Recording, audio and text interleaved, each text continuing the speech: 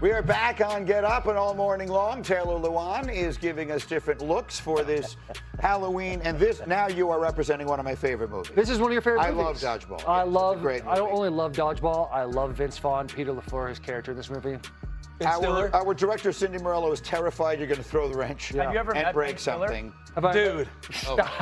You doing the thing. We almost met Ben Stiller last week. Almost. When then he was on a call, as a whole thing. Our people are getting in touch with this people. I hope that he showed you more respect than The Rock would have. Very similar experience. Hey, that was uncomfortable for all of us. After a while, we got to go. Let's run the hurry up. Adam Schefter, we've got a record-setting contract extension for Aiden Hutchinson. What should everybody know? He's back, he's healthy, and now he's been paid. The latest in a long line of pass rushers to land a huge deal over the last 5 or 6 months. We saw Myles Garrett get paid, Max Crosby, Danielle Hunter, Micah Parsons, and now Aiden Hutchinson, a building block in Detroit, is locked in through the year 2030. Dan Orlovsky, Lions or Packers the team to beat in that division? Oh, I'm going to say the Lions are the team to beat in that division. I'm going to say the Lions are the team to beat in the NFL. I think it's the best running back duo in the NFL. It's as good an offensive line as anyone. Their quarterback's playing as good as anybody, and their secondary is talented as anyone. Lions or Packers? I'm thinking the Lions. Absolutely, I agree with everything Dan said. And you said Packers. Packers. I love the Lions. I think the Lions are a great football team. I'm still buying the Packers.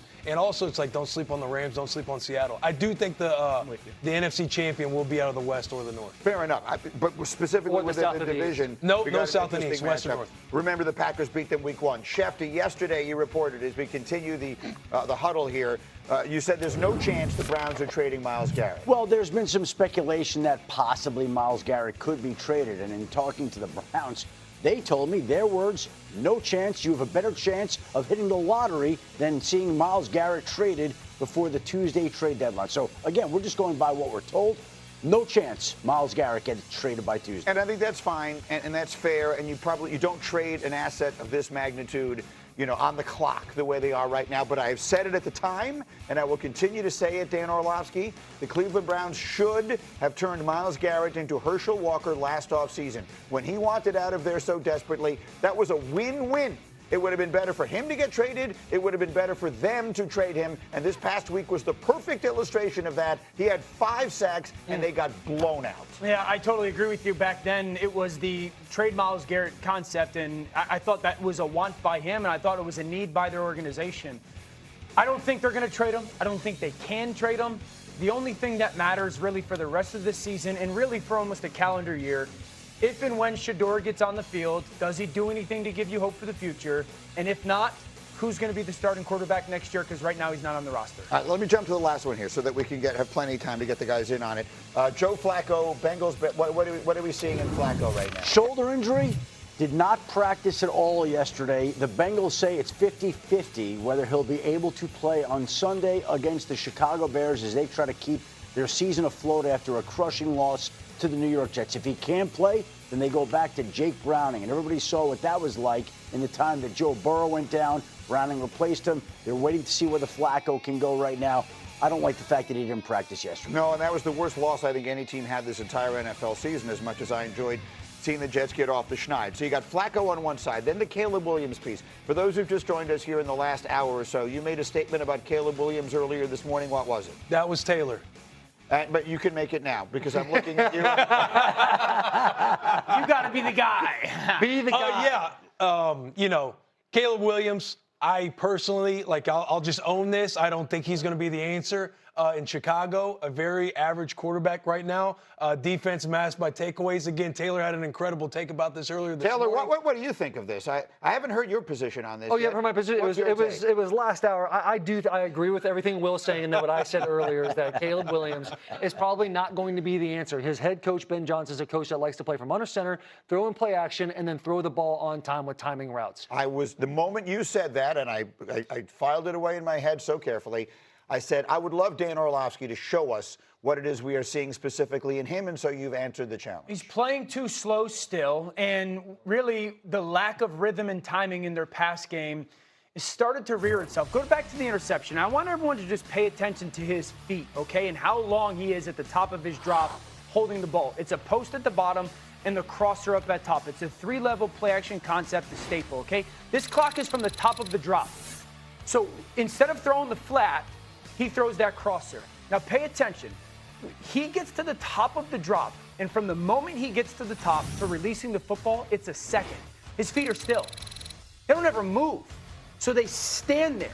I have told everybody, the premise of this offense is the hitch and the timing. What you hear me say this all the time. Your feet tell you where and when to throw the football. So when he gets to the top there, and you see him get to the top, and he just stands there, his feet aren't telling him anything. There's no telling of, yes, get to that hitch or get to that crosser in one hitch. And then that second hitch, he would have realized, I got to get the ball to a check down. That's who Jared Goff has become one of the best quarterbacks in football. The fact that he still is doing that and hasn't taken that next step in that regard, yeah, that's concerning. All right, so teach us more about that. Is that elementary school level in this offense, or is that like graduate school level? Meaning, is that something he should absolutely know halfway through his first year, or is that something that you think he will get in time? Yeah, in that concept, that is elementary school level stuff. See, that's the because that's a basic under center, 8-step drop back with play action that is post crosser flat. He has probably repped that already 500 times under Ben Johnson's offense throughout their practices. And the fact that the alarming thing for me was that he got to the top and stood there. He didn't even hitch. If he had hitched once or twice, we can work with that. That he stood there for a second, didn't move his feet, almost planted like Tom Brady used to be, and then threw that ball. That's where I'm like, we should be past that part of your development. Schefter, your sense of it in Chicago right now, the marriage of Ben Johnson and Caleb Williams. I think there have been encouraging signs. Dan There can see have been. Yeah, I think Dan can see technical things that I wouldn't notice, but I think that you said it yourself, it was going to take some time for them to come together. Right. And I think Caleb Williams at times has played well this season and seems to be progressing in a way that they want him to now. I think the last month has plateaued.